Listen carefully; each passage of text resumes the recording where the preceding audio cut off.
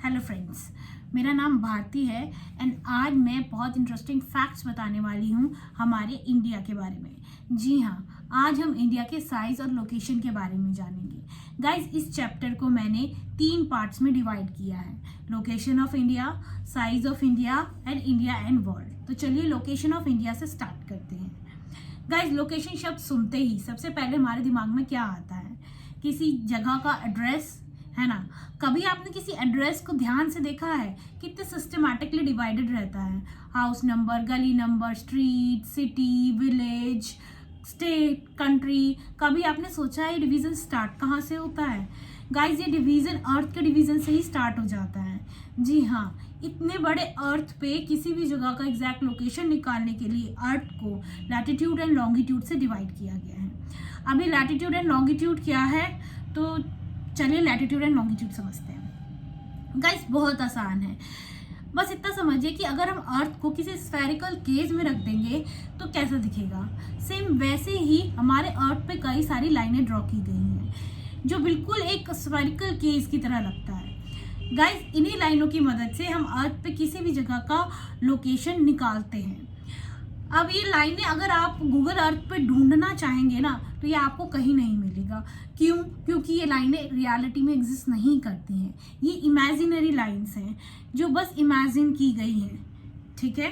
तो इसको ढूंढने मत चले जाना, ओके। तो गाइस, इन लाइनों में से ना कुछ लाइनें हॉरिजॉन्टल है और कुछ लाइनें हैं वर्टिकल। जो हॉरिजॉन्टल लाइंस हैं उन्हें लैटिट्यूड कहते हैं एंड जो वर्टिकल लाइंस हैं उन्हें लॉन्गिट्यूड कहते हैं। तो चलिए लॉन्गिट्यूड से स्टार्ट करते हैं। गाइस, लॉन्गिट्यूड को मेरिडियंस भी कहते हैं। ये north pole to south pole की तरफ जाती है और वेस्ट एंड ईस्ट का डिस्टेंस निकालने में हेल्प करती है, ठीक है। गाइस, इनमें से एक मेरिडियन ना ग्रीनविच से होके गुजरता है, जिसे प्राइम मेरिडियन कहते हैं। ये अर्थ के बीचों बीच गुजरता है और अर्थ को 2 इक्वल पार्ट में डिवाइड करता है, western hemisphere and eastern hemisphere. Guys, इसी तरह लैटिट्यूड को पैरेलल लाइंस भी कहते हैं। क्यों? क्योंकि ये इक्वेटर के पैरेलली ही चलती रहती है। अब ये इक्वेटर क्या चीज़ है? गाइस, इक्वेटर 0 डिग्री लैटिट्यूड है जो अर्थ के बीचों बीच गुजरती है और अर्थ को 2 इक्वल पार्ट में डिवाइड करती है, northern hemisphere and southern hemisphere, ठीक है। गाइस, 0 डिग्री लैटिट्यूड से सारी लैटिट्यूड 90 डिग्री नॉर्थ और 90 डिग्री साउथ की तरफ जाती है। तो गाइस, बहुत आसान है, 0 डिग्री से 1 degree, 2 degree, 3 degree, 4 degree, 5 degree करते करते 90 डिग्री नॉर्थ और करते करते 90 डिग्री साउथ। आसान है ना। तो गाइस, इनमें से अच्छा चलो 90 डिग्री ऊपर हो गए, 90 लैटिट्यूड्स ऊपर हो गए, 90 लैटिट्यूड्स नीचे हो गए। तो बताओ टोटल कितने लैटिट्यूड्स हो गए? 180, है ना। तो गाइस, इन 180 लैटिट्यूड्स में से 4 लैटिट्यूड बहुत इंपॉर्टेंट है। कौन कौन सी?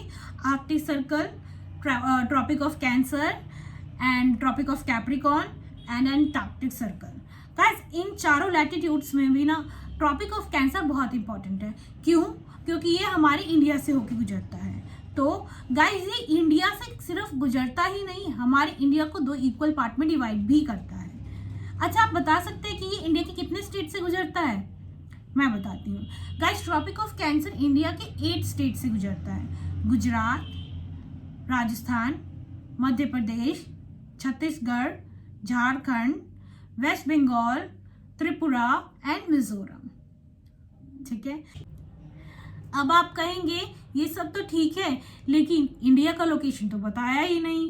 तो गाइस, इंडिया एक वास्ट कंट्री है जो कंप्लीटली नॉर्दर्न हेमिस्फीयर और ईस्टर्न हेमिस्फीयर में सिचुएटेड है। इंडिया का land mass 37 degree 6 minute north से लेके 8 डिग्री 4 मिनट नॉर्थ लैटिट्यूड तक और 68 डिग्री 7 मिनट ईस्ट लॉन्गिट्यूड से लेके 97 डिग्री 25 मिनट ईस्ट लॉन्गिट्यूड तक फैला हुआ है। चलिए इंडिया के साइज से स्टार्ट करते हैं। इंडिया एक वास्ट कंट्री है। इंडिया का total surface area 3.28 million square kilometre है, जो कि वर्ल्ड के ज्योग्राफिकल एरिया का 2.4% है। इसका इतना बड़ा लैंड मास इंडिया को 7th लार्जेस्ट कंट्री बनाता है पूरे वर्ल्ड में। नंबर 1 पे कौन सी कंट्री है? नंबर 1 पे है रशिया, 2 पे है कनाडा, 3 पे है यूएसए, 4 पे है चाइना, 5 पे है ब्राजील, 6 पे ऑस्ट्रेलिया एंड 7 पे है इंडिया। इंडिया का north to south stretch and west to east stretch लगभग 3000 किलोमीटर है, लेकिन नॉर्थ टू साउथ स्ट्रेच बड़ा है वेस्ट टू ईस्ट स्ट्रेच से। बाउंड्रीज की बात करें तो इंडिया की लैंड बाउंड्री 15,200 किलोमीटर है and coastal line including Andaman and Nicobar and Lakshadweep 7,516.6 kilometre है। अब ये लैंड बाउंड्री और कोस्ट लाइन में क्या अंतर है? लैंड बाउंड्री वो बाउंड्री है जो लैंड टू लैंड टच करती है एंड कोस्टल लाइन वो बाउंड्री है जो लैंड और समुद्र से टच करती है। India north east and north west में यंगफॉल माउंटेन हिमालय से घिरी हुई है। इसे यंगफॉल माउंटेन क्यों कहते हैं? इसको यंगफॉल माउंटेन इसलिए कहते हैं क्योंकि ये उम्र में बाकी माउंटेन से छोटी है, इसलिए इसको यंग कहते हैं। और फोल्ड माउंटेन इसलिए कहते हैं क्योंकि जब दो लैंड टकरा के फोल्ड होती है तो एक माउंटेन फॉर्म करती है। जी हाँ, हमारा हिमालय इसी तरीके से दो लैंड टकरा के फोल्ड होने से बनी है।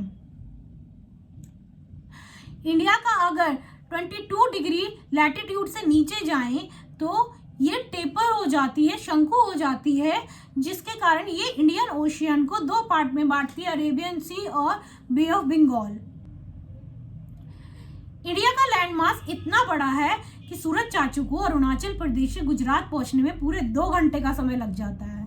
जी हाँ, अगर अरुणाचल प्रदेश में 10 बजे हैं तो गुजरात में 8 ही बजे होंगे। इस समस्या को खत्म करने के लिए 82 डिग्री 30 मिनट ईस्ट लॉन्गिट्यूड को स्टैंडर्ड मेरिडियन माना गया है इंडिया में। क्यों? क्योंकि ये इंडिया के बीचों बीच गुजरती है और इसे 2 इक्वल पार्ट में बांटती है, वेस्ट और ईस्ट में। ये मिर्जापुर से होकर गुजरती है, इसलिए मिर्जापुर में जो भी टाइमिंग होती है वो पूरे देश में मान्य होता है। अब इंडिया एंड वर्ल्ड के बारे में जानते हैं। जैसा कि आप जानते हैं, इंडिया एशियन कॉन्टिनेंट में सिचुएटेड है। अगर हम एशियन कॉन्टिनेंट को वर्टिकली 2 पार्ट में डिवाइड करें, वेस्ट और ईस्ट, तो मैं आपको बता दूं इंडिया वेस्ट और ईस्ट के बिल्कुल बीचों बीच है। अगर हम एशियन कॉन्टिनेंट को हॉरिजॉन्टली 2 इक्वल पार्ट में डिवाइड करें, नॉर्थ एंड साउथ, तो इंडिया साउथ में है। इंडिया साउथ में तीनों तरफ से पानी से घिरी हुई है, इसलिए इसे पेनिनसुला कहते हैं, और डेक्कन प्लेटू के कारण इसको डेक्कन पेनिनसुला कहते हैं। डेक्कन पेनिनसुला इंडिया को वेस्ट में वेस्ट एशिया, अफ्रीका और यूरोप से कनेक्ट करती है, और ईस्ट में east Asia, south east Asia से कनेक्ट करती है। जितनी बड़ी लैंड बाउंड्री इंडिया की है इंडियन ओशियन में, इतनी बड़ी लैंड बाउंड्री किसी और कंट्री की नहीं है इंडियन ओशियन में, इसलिए इस ओशियन का नाम इंडिया के नाम पे रखा गया, किसी और कंट्री के नाम पे नहीं। इवन किसी भी ओशियन का नाम किसी कंट्री पे नहीं रखा हुआ है। फ्रेंड्स, इंडिया का कनेक्शन वर्ल्ड से आज से नहीं है, एंशिएंट टाइम से ही है। एंशिएंट ट्रैवलर्स इंडिया के जो नॉर्थ में माउंटेन्स है ना, वहां पैसेजेस बना के आया और जाया करते थे। लेकिन हाँ, ओशियन का जो रूट है वो बहुत समय तक रिस्ट्रिक्टेड था, वो उसको यूज नहीं करते थे। इन्हीं पैसेजेस के थ्रू वो आइडियाज एंड कमोडिटीज एक्सचेंज करते थे। Ideas like Ramayan, Upanishad, stories of Panchatantra, numeral system, decimal system and commodities like spices and muslin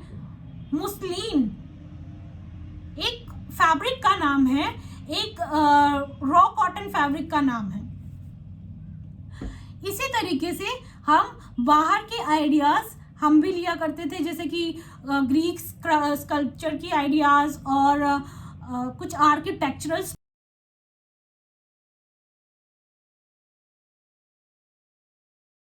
चलिए इंडिया की नेबर्स की बात करते हैं। इंडिया के कुल 9 नेबर्स है, जिसमें से 7 अपनी लैंड बाउंड्री इंडिया के साथ शेयर करती है और 2 अपनी कोई लैंड बाउंड्री इंडिया के साथ शेयर नहीं करती, क्योंकि ये कंप्लीटली ओशियन में है।